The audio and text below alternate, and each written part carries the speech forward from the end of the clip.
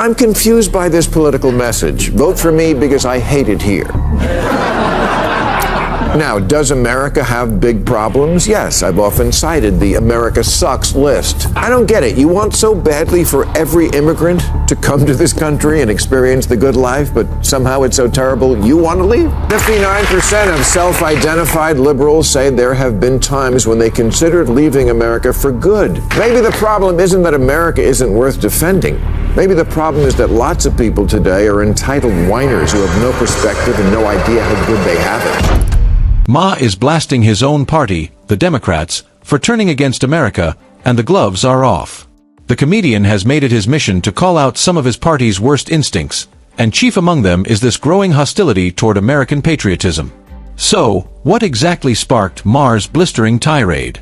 And what did he say about his own side? Hit subscribe, and let... Every election year, Democrats seem to remember patriotism for about an hour at their convention when they're trying to win back swing voters. The whole message of Kamala's speech in 2024 was take back the flag. That's why she talked about America like a pageant contestant. The greatest privilege on earth. The privilege and pride of being an American. Hard to believe she lost, huh? Well, you can't take back the flag in an hour if the rest of the time you treat patriotism as something vaguely embarrassing. It shouldn't be, even though we are far from perfect. Let's dive into it. Maher asks, how many times have we watched prominent Democrats and progressive figures speak about America in a way that sounds more critical than appreciative? From AOC to Chuck Schumer, the pattern is impossible to ignore. A constant parade of reminders about how every other place on Earth supposedly does it better, while America gets painted as the villain of the story. Foreign policy, culture, and history. Nothing is safe from the relentless criticism. Meanwhile, actual praise for the country is treated almost like a taboo. The only time these same politicians suddenly remember they love America is during campaign season. Out come the flags, the patriotic speeches, and the talk of American exceptionalism and opportunity. They'll stand in front of a sea of red, white, and blue and tell voters how proud they are to be American. But the moment the votes are counted and they're safely back in office, the flags come down, the rhetoric shifts, and it's right back. In 1976, when I was wearing that t-shirt with my nut hugger shorts, America wasn't exactly crushing it then either. Inflation was around 6%. Mortgage rates were almost 9%. There was actually a thing called the misery index.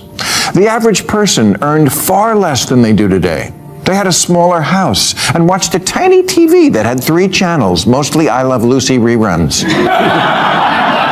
The closest thing we had to euphoria was Three's Company. To bashing the very nation that just elected them. The Democrats love to romanticize the past, especially the 70s and 80s, painting those decades as some kind of golden age full of rainbows and sunshine. But Maher says that nostalgia is pure fiction. America wasn't actually better off back then than it is today, and he's not afraid to say so. In one breath, Maher dismantled that entire narrative, arguing that the data, the quality of life, and the opportunities available now far outweigh whatever rose-tinted memories people are clinging to. What's even more striking is Maher's insistence that we're better off today, even under a Republican administration, than we were under previous Democratic ones. That's not a small claim coming from someone who identifies as a liberal himself.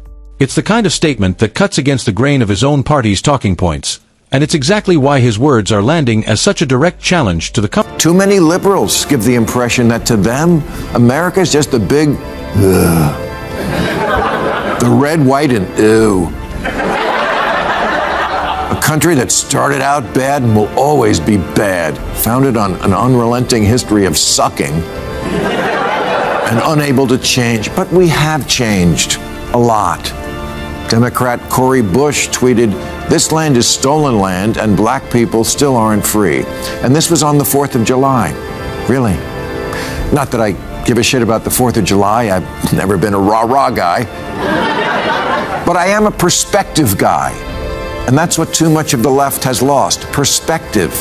72% of black people under 30 are optimistic about their future in America. Way more than white people the same age. And as far as the land goes, yes, I guess we could change the name of Captain America to Captain Stolen Land. Comfortable myths Democrats love to repeat. Maher takes aim at Democratic politician Cori Bush and the broader rhetoric around America being built on stolen land, arguing that this kind of language reflects a deeply negative view of the country. It's the kind of statement that reveals a worldview where nothing about America is worth celebrating. No progress, no founding ideals, no redemption arc. People like this seem incapable of acknowledging anything good about the country they live in and, in many cases, represent in office. No matter what happens, economic growth, civil rights progress, or technological achievement, the instinct is always to criticize, never to give credit. To them, America isn't a flawed nation striving to live up to its own ideals. It's a country that started on the wrong foot entirely and has never managed to course-correct since. Maher's frustration stems from watching this kind of rhetoric become normalized within his own party, where self-loathing about the nation... AOC says so many people in this country hate women. Oh, geez. Even the guy at the party who pulls out a guitar is like, way to ruin the fun. Congressman Jamal Bowman says capitalism is slavery by another name. No, it's not. It's the thing that has given more people more prosperity and hope than any other system, flawed though it surely is. Nation's founding gets mistaken for moral clarity.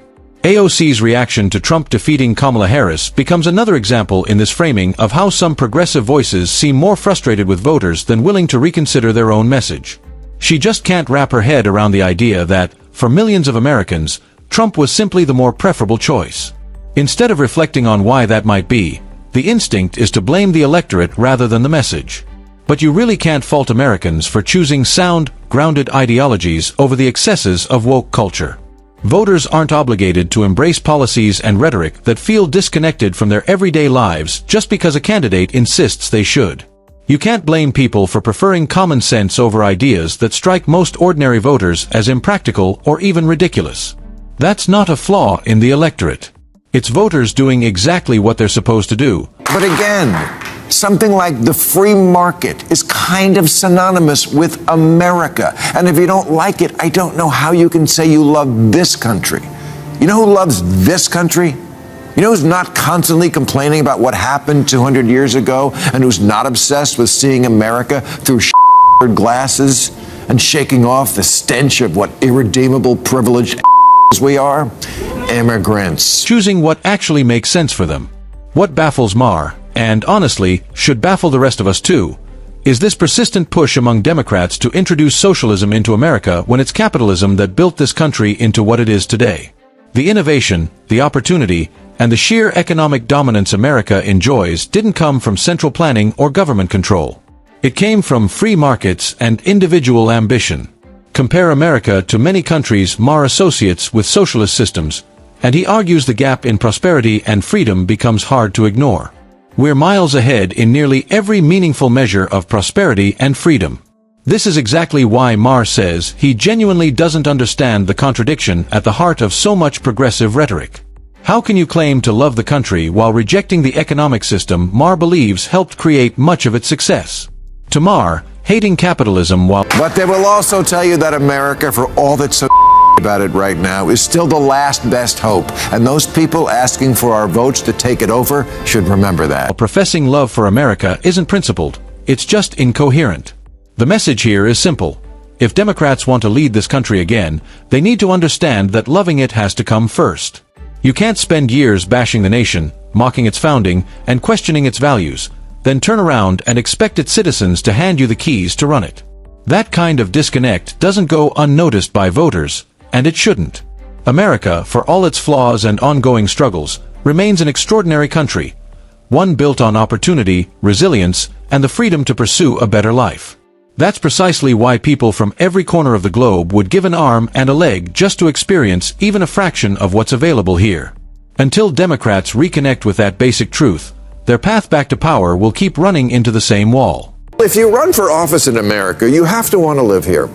I bring this up because there was a video that made the rounds recently by a woman who said she was a proud progressive and was running for state representative in New Hampshire, and yet posted this.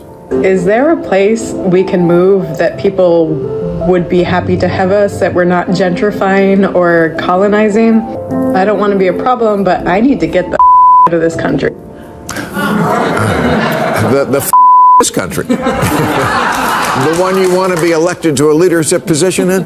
What was your campaign slogan? America, a shining on a hill?